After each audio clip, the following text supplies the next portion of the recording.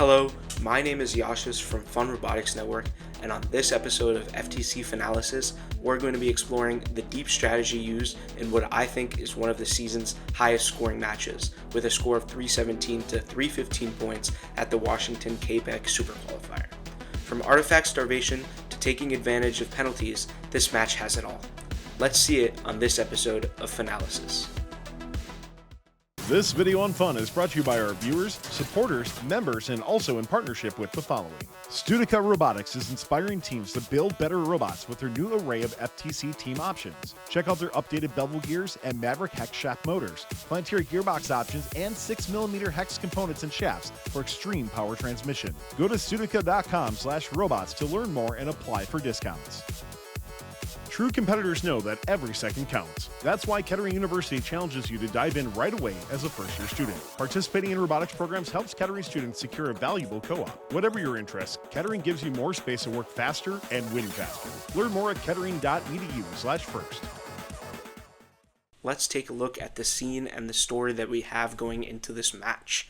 On the Red Alliance, we have 18225, the Alliance captain of Alliance 5, High Definition, and their partners 19708, the Emerald Bots. On the Blue Alliance, Alliance 3, the captains are 23849 and 23511, the Droid Force and Seattle Solvers, respectively.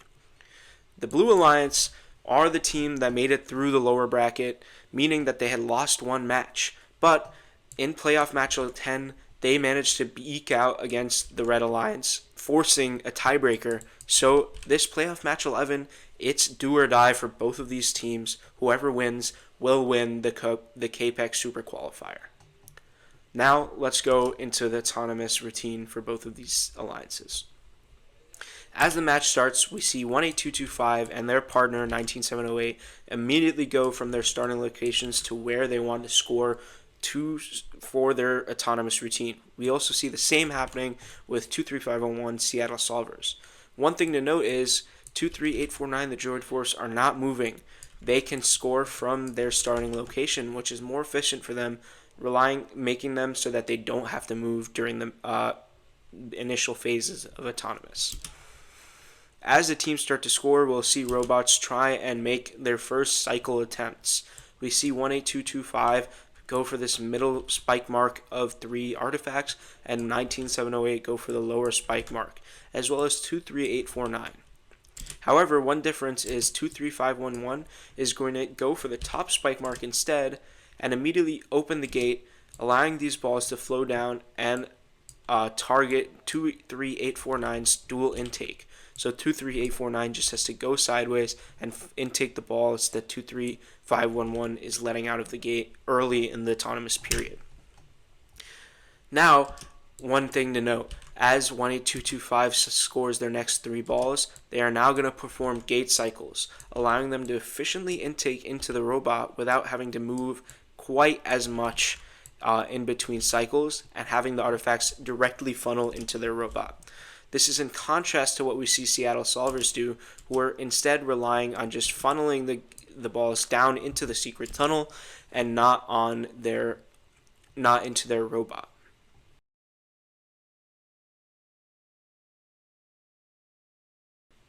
That also creates issues here, as we see the Droid Force here. They're trying to grab balls, but there's no balls here to grab, because sometimes when you open the gate like that, it just doesn't funnel the balls out the way you want it to.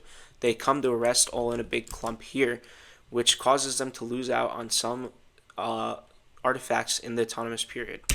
However, as autonomous ends, we see that all 4 robots has successfully left their shooting zones, giving them all leave points. However, looking at the pattern of purple, green, purple, on the Blue Alliance, we see 1, 2, 3, 4, 5 correct artifacts, giving them bonus of 10 points.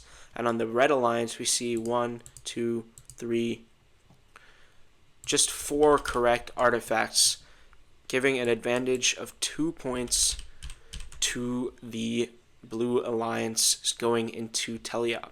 Blue Alliance have also scored 3 more artifacts than the Red Alliance, so that will give them a pretty big boost of around 11 points as teleop begins. The first thing we see when teleop begins is the gate cycling strategy that the Red Alliance is going to use. Their idea is that by cycling through the gate, they're going to physically reduce the number of balls on the field. So as you can see here, there's no balls anywhere in these highlighted sections on the field. They want to reduce those highlighted sections, the entire field. They don't want any balls in this area, so that the opposing alliance has to rely on opening their own gate or going to their human player for artifacts. This will also reduce the risk of trying to hit another team during the match accidentally in a protected zone if they're only cycling from their gate, as well as reducing the amount of motion within the match. They also, when loose balls appear like this one, or the one right here that they're attempting to grab right now, they'll immediately get it on a grab and go basis, acting as like a buffer in case a gate cycle ball was missed, and to also clear the field of more balls.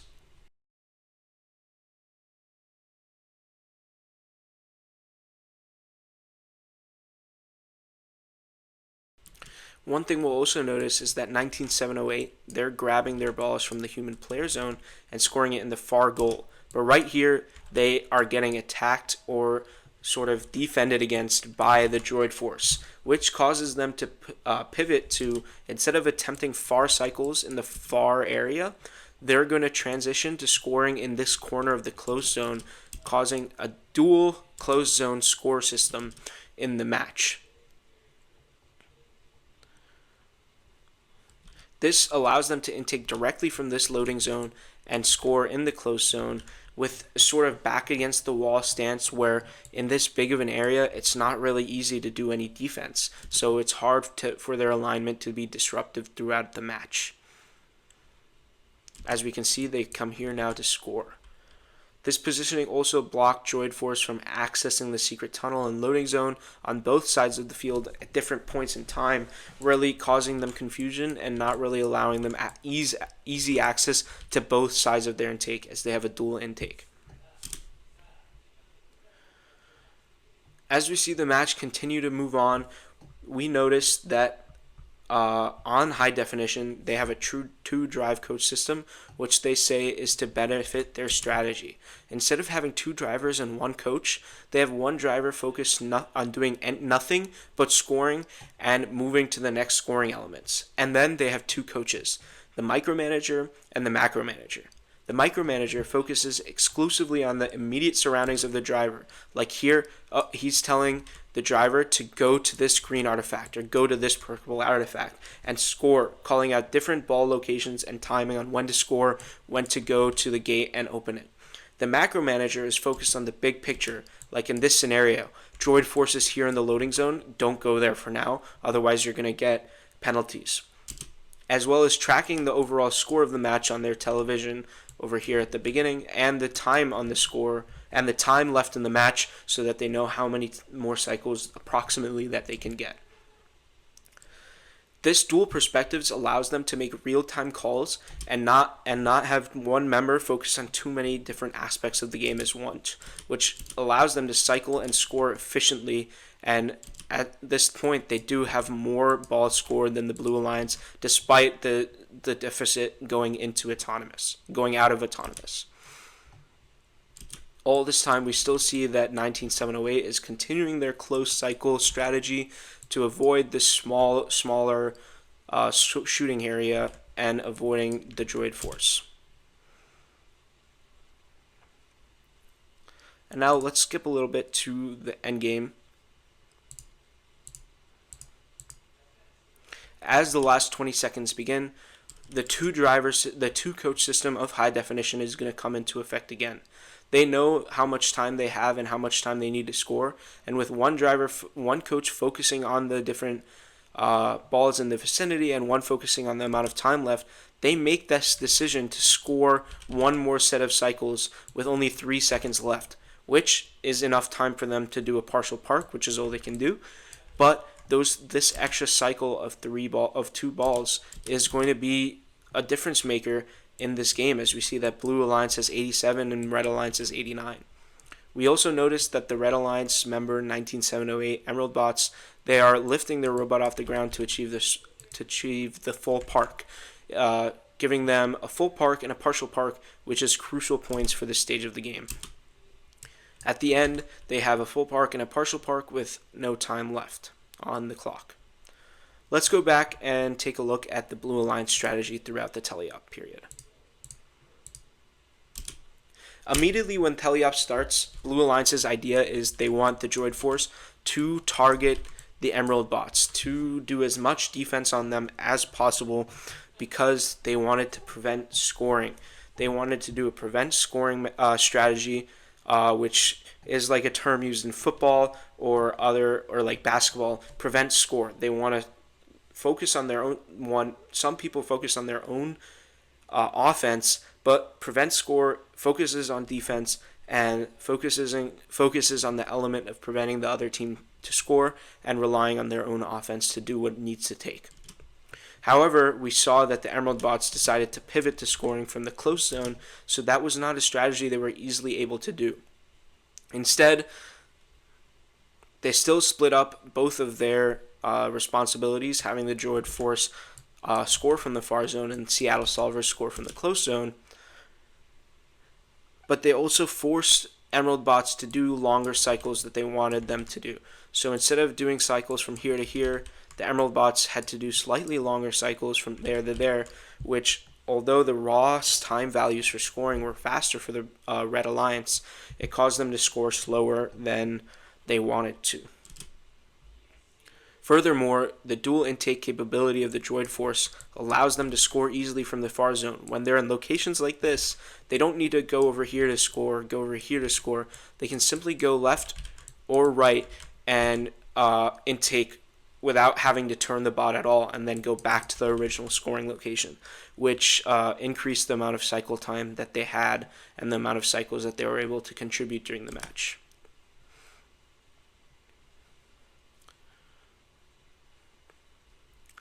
As we continue, we can see that the Blue Alliance is also trying to keep this area clear of elements, preventing the Red Alliance from turning around and grabbing a ball like in their starvation strategy. They knew that the Red Alliance wants to grab any loose balls possible to prevent any mishaps with their gate starvation strategy, so they're using that to their advantage and grabbing up all of the local balls. Like here, they'll grab these three, and preventing the Red Alliance Emerald bots from potentially grabbing that and scoring.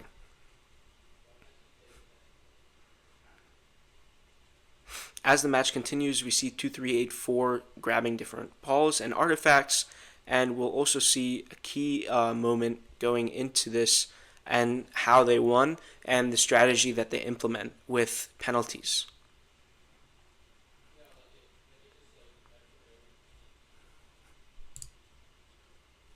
Here, at 1:37 left in the timer, we see Droid Force attacking or defending against 18225 high definition by taking advantage of the penalty system in FTC. This is something we aren't really seeing a lot of teams do so far, but the Droid Force knows that when an opposing robot is in their loading zone, they have the right of way, so they're able to go and touch the opposing robot to get minor penalties for them. So here they go and not attack, but they go to touch high definition, and we can see the referee over here immediately notices and calls the penalty, as well as this referee here on the left.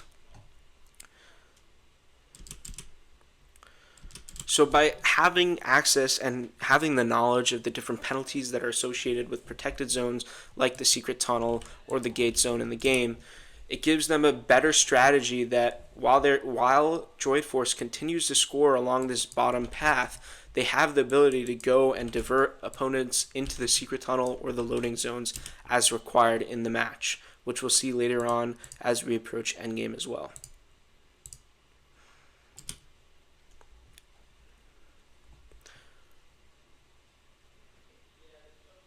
As we approach the last 30 seconds of the match, getting closer to Endgame, Droid Force here sees 18225 attempting to grab these remaining loose 3 balls, and they know that they need points to sort of overtake the lead that Red Alliance has right now, 258 to 239. Using their penalty strategy, they're going to drive 18221 into the blue secret tunnel, therefore giving them another minor penalty, which our referee again notices in a very emphatic manner. These minor penalties are integral to the game because it's so close. While in low scoring or high competitiveness or very competitive matches where one team might be much better than the other, penalties aren't really a big part of them. But in close matches like this, having the strategy of being able to have one robot sort of patrol this lower area and try and take advantage of those penalties is really important for teams to end up winning this match.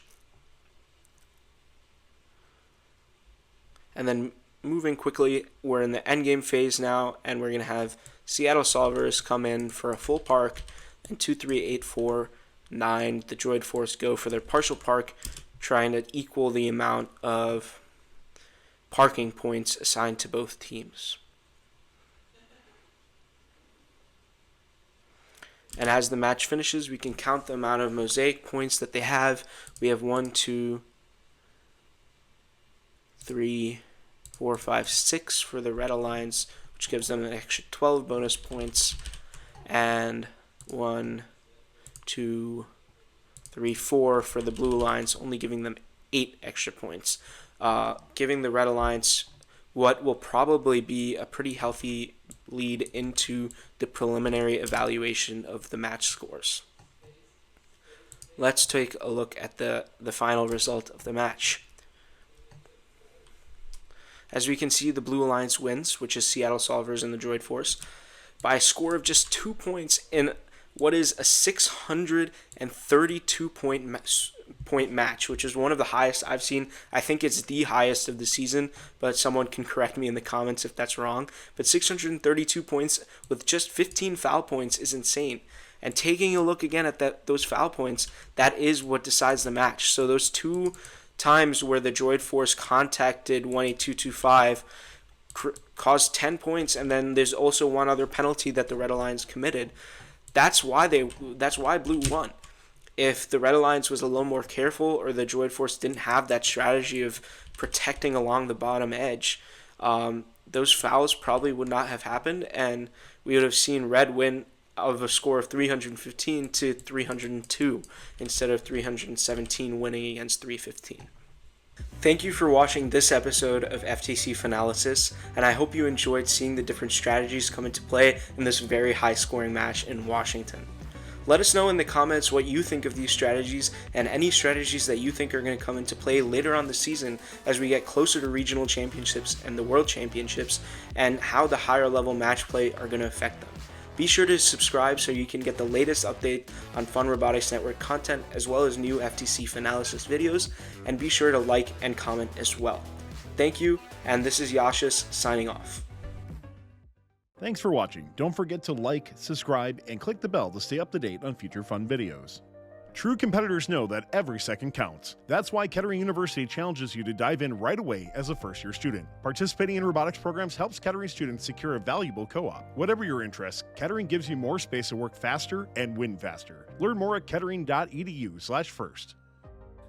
Studica Robotics is inspiring teams to build better robots with their new array of FTC team options. Check out their updated bevel gears and Maverick hex shaft motors, Planetary gearbox options, and 6mm hex components and shafts for extreme power transmission. Go to studica.com/robots to learn more and apply for discounts.